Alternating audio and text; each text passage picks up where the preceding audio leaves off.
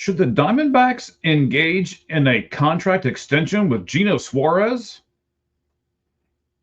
before they trade him?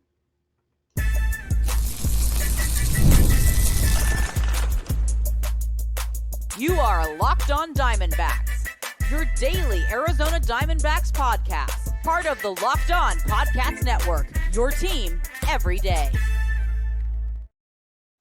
Hello, everyone, and welcome to the Locked On Diamondbacks podcast, your team every day. I am your reigning, defending, undisputed heavyweight Diamondbacks champion of the world, Mike Valentine.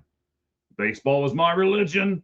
The Diamondbacks are my denomination, and you are my congregation. So let's get everything rolling.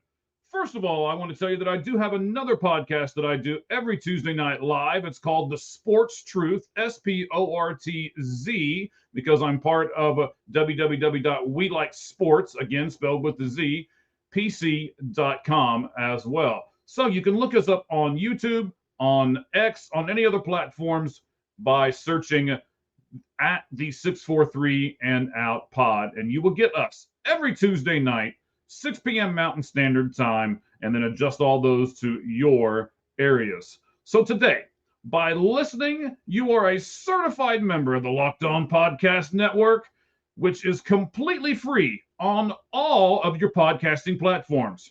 You can also be a part of the show by joining us on YouTube. Simply search Locked On Diamondbacks and leave your comments and your criticisms.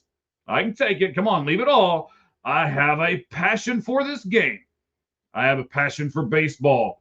And I love our Arizona Diamondbacks. So, I thank you for making Locked On Diamondbacks your first choice every single day. Thank you all very much for that. On today's show, we are going to explore, should the Diamondbacks actually try to extend Gino Suarez before they trade him? Why or why not? We're also going to look at the other starting pitchers, because we all know that Merrill Kelly and Zach Gallen are on the trade block. So we're going to look at other starting pitchers and see where they rank as far as the pecking order of other starting pitchers that are out there on the trade deadline market. And last but not least, we're going to preview the Detroit Tigers series that starts tonight and goes through the next 3 days. So we're going to do all of that right now, right here. So here we go. Let's just dive right in. First, in recent memory, who have the Diamondbacks allowed to walk away? It's where I want to start this first segment when we talk about should they extend Gino Suarez before they trade him. So they've let Jock Peterson walk away. They let Christian Walker walk away. And if you go back a little bit further, they let Paul Goldschmidt walk away. So let's talk about those three before we get to Gino Suarez. Jock Peterson, in 2025, he had, the last year that he was here with us, right? $9.5 million contract. He had a $3 million buyout. For us, he had a 2.9 WAR. He had 23 home runs and 64 RBIs. So far, with the Texans, with Texas, it's not a football thing, with the Texas Rangers, right? He has had a terrible, terrible year. He's only hit 2 home runs, and he only has 6 RBIs, and they gave him a 2-year, basically $30 million plus deal. Diamondbacks good? Check. That was the right choice to let Jock Peterson go. Second, Christian Walker. He spent 8 years here in Arizona. He had a total WAR of 14.5. That means his yearly average was 2.5. Last season, he only struck out 133 times. And this season in Houston, he's already struck out 115 times. He got a total of $50 million, while he was here in Arizona. And he signed a $40 million 2-year contract to go to Houston. Diamondbacks right choice? Check.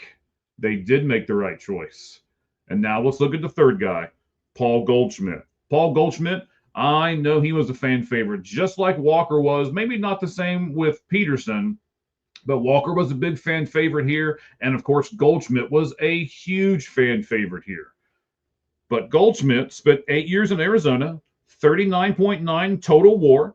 He had, these are total numbers with Arizona, right, in those 8 years. 209 home runs, 710 RBIs, and 124 stolen bases in those 8 years. Now, in the 7 years since that he spent with the Cardinals and with the currently that other crappy team in the AL that I can't even bring myself to say their name, right? So in those 7 years since, he has had 161 home runs as compared to 209. He has had 507 RBIs as compared to 710. And he has had 50 stolen bases in those last 7 years as compared to 124. Can you tell my wife is home? Yes, she is. And the dogs are going absolutely bananas. So I apologize for that. But I'm sure some of you guys have come home to your dogs. We love for them to just greet us at the door, right? And as you can hear, that's what they're doing to her right now, greeting her at the door. All right. So my big thing from all three of these guys, because again, was Goldschmidt the right choice for the Arizona Diamondbacks? Yes, check. He was the right choice for them, letting him go. Absolutely the right choice. So Jock Peterson, Christian Walker, and Paul Goldschmidt, the Diamondbacks let all three of them go, and the Diamondbacks made the right choice on all three of them. And now we will look at Geno Suarez, and should they do the same with him? Geno Suarez has had a 12-year career. He has averaged a 2.7 WAR. In 2025, this year, he has a 3.4 WAR, wins above replacement. Astronomical, really high. What should you do? Sell high. That's what the Diamondbacks should do. Don't pay for a career year in 13. So basically what I'm telling you is don't pay today and tomorrow for yesterday's stats. Because a lot of what you're going to get today and tomorrow won't equal up to yesterday. We've shown you that with Jock Peterson. We've shown you that with Christian Walker. And we've shown you that with Paul Goldschmidt and all of their numbers. Geno just made a $15 million payday. And he's 34 years old. Do not sign him. Do not try to get an extension with him. Do not do anything except let him go. And maybe you can get some great stuff for him. So our big takeaway here is, yes, let him go. I love Geno. I'm a big Reds guy too. I was born right outside of Cincinnati, Ohio. So I've seen Geno with two different teams. I love this guy. But that doesn't mean because I love him, he should stay with this team. Do what's best for your team and do what's best for your franchise. Tomorrow, we're actually going to talk about what we should get for Geno in return with the four teams that are most closely related to him. And then, ladies and gentlemen, in segment number 2, we're going to do our trade deadline. We're going to keep going with that subject. We're going to discuss what other starting pitchers are available in the market right now and how the Diamondback starting pitchers rank when it comes to them. But right now, we're going to do something a little bit different, and we are going to go with segment number 2 in just a minute. All right, ladies and gentlemen. First, let's talk about Monarch Money. You ever wish your money felt, let's say, easier? With Monarch Money, it can. You can grow your savings. Even if you're making like a big, huge purchase recently or soon, you can use Monarch Money to do that because Monarch Money puts you in the driver's seat. That's right. Or you can have your own personal CFO that gives you full, visible, and control over all of your finances. Now, Monarch Money is more than just a budgeting app. Don't think of it like that. Monarch Money is actually a complete financial command center. You can track your accounts, your investments, and your spending, all of it in one place. So in addition to managing your money, you can actually grow your wealth. And who doesn't want to grow wealth, right? You can do that with Monarch Money. The reason why I like Monarch Money so much is because I don't like looking over here for one thing and then looking over there for something else. I like to have everything right in front of me, right on the same app. And Monarch Money allows me to do that. Everything that we're talking about is on their app and right in front of you. So take control of your finances with Monarch Money and use code LOCKEDONMLB. And if you do that at monarchmoney.com, you will get 50% off of your first year. Yes, I said that correctly. That was not a mistake. If you use the code LOCKEDONMLB at monarchmoney.com, you will get 50% off of your first year. Go to monarchmoney.com and take advantage of this great offer.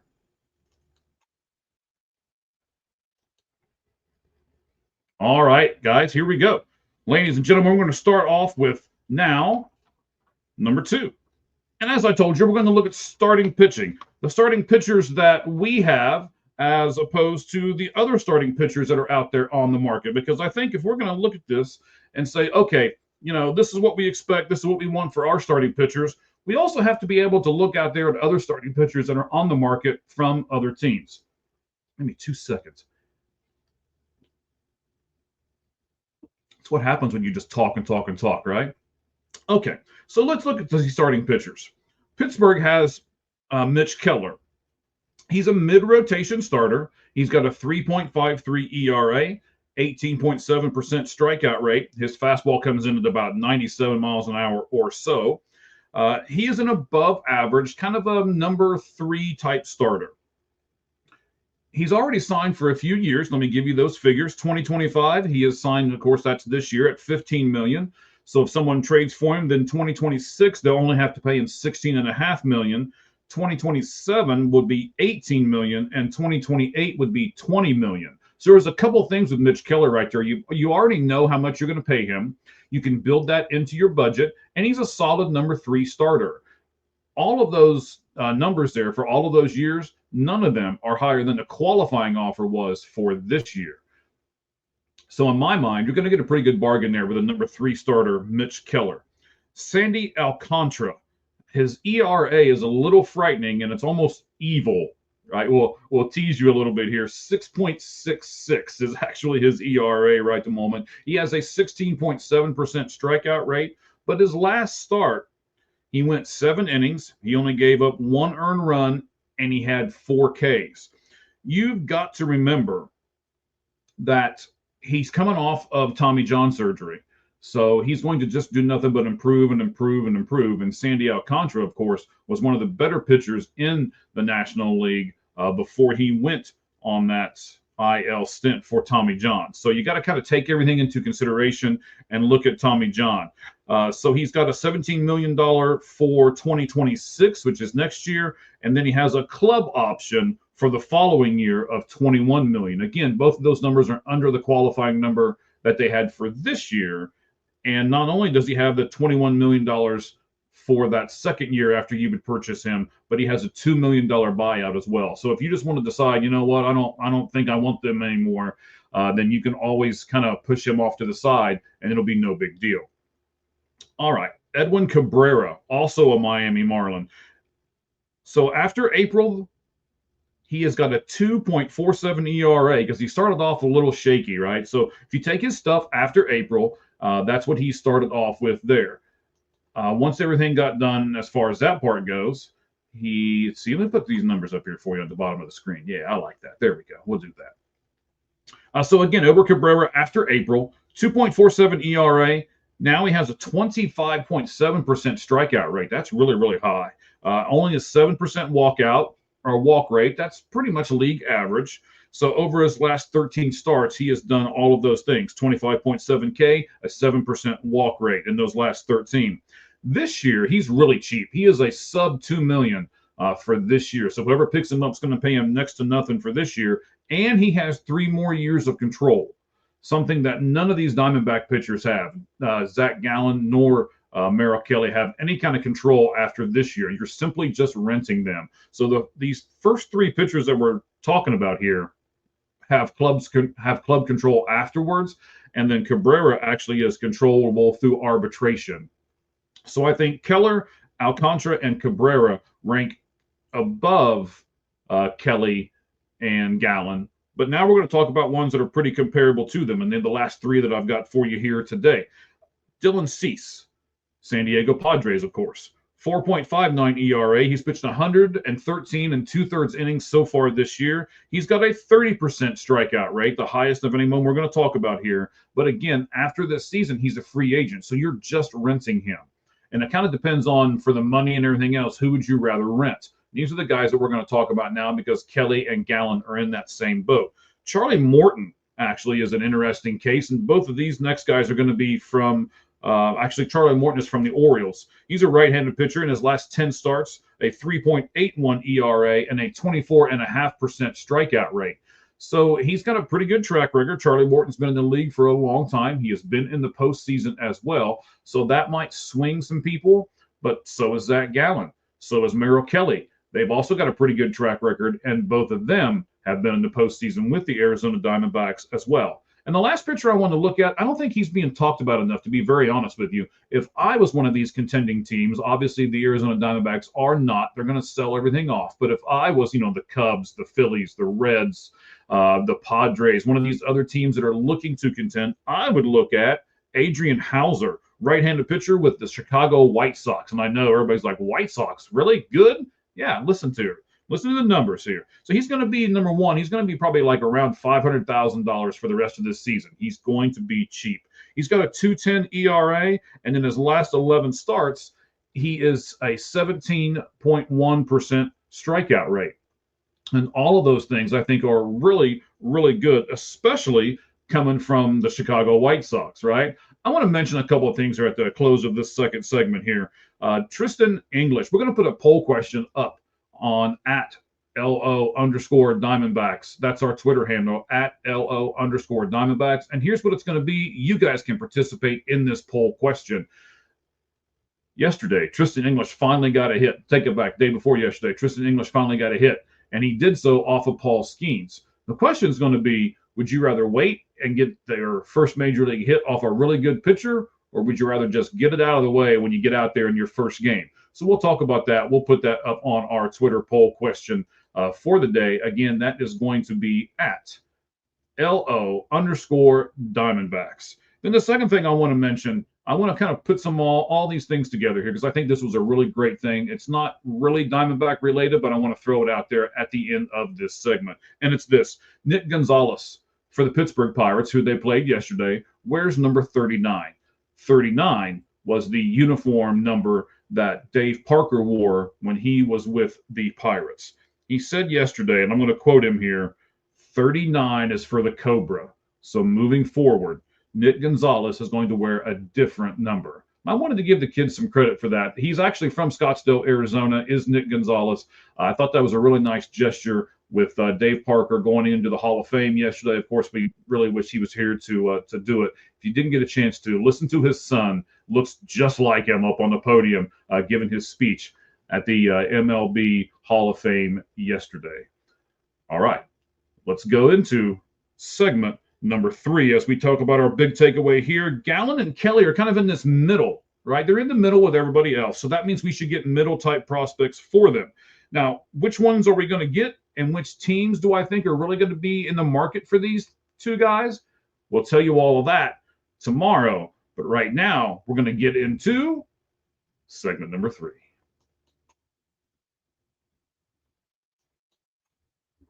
All right, guys, here is segment number 3. It is Game Day Q. That's what brings you segment number 3. Today's episode is brought to you, of course, by Game Day Q, right here on the Locked On Diamondbacks podcast network. Game Day Q makes clean, no logo gear with team-inspired colors for every pro and college fan base. It's all about letting your colors speak for you. No giant logos, just smart and versatile style that works on game day, on the golf course, or anywhere else in between. Personally, I like the gear from Game Day Hue because it pairs perfectly with my usual gear. It doesn't replace my team stuff. It's actually the opposite. It really enhances it. And right now, you can get 15% off with code MLB15 at their easy to use website, which is gamedayhue.com. So that's correct. You can get 15% off using the code MLB15 at gamedayhue.com. And this actually works when you stack bundles, so that can have more savings for you as well. Let your colors talk, because colors speak louder than words. That's gamedayhue.com. Use the code MLB15 for 15% off.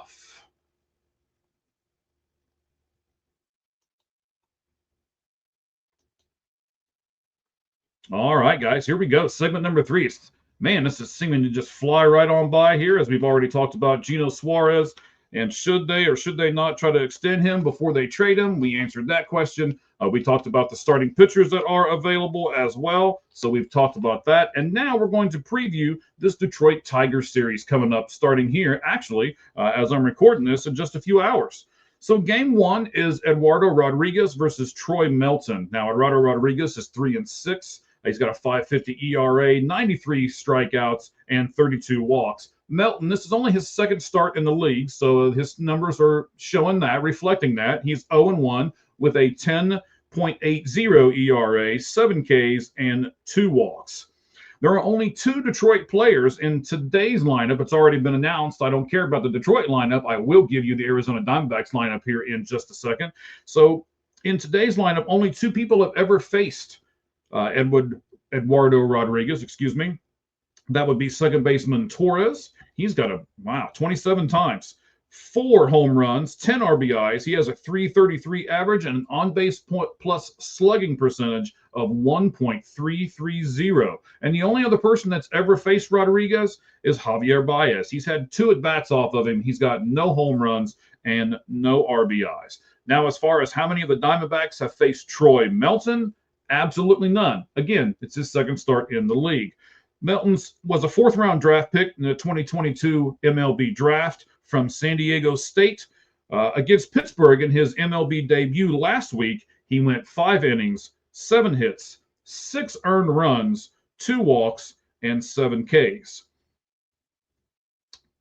Interesting nugget on Javier Baez, again, as we kind of stick with this preview for the Tigers' entire series here for a moment.